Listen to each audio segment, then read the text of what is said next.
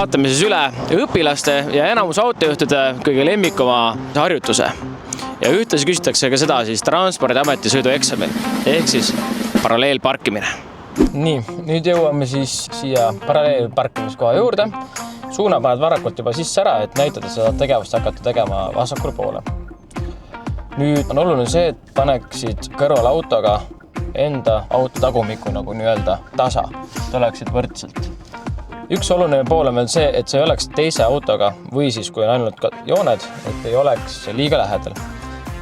Nüüd hakkame tagurdama. Nii kui liikuma hakkan, keeran rooli kohe vasakule poole lõpuni välja. Sest antud hetkel ma teen vasakule poole.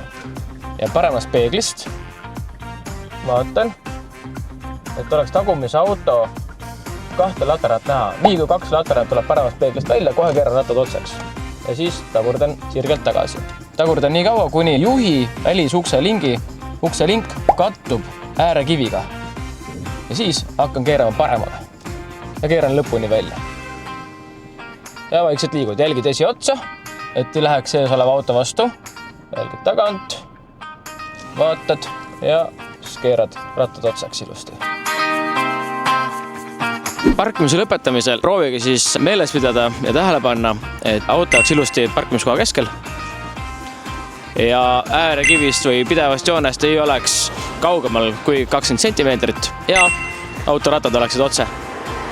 Loodan, et teile sellest väiksest paralleelparkimise õppevideost oli kasu ja näeme uutel videotel.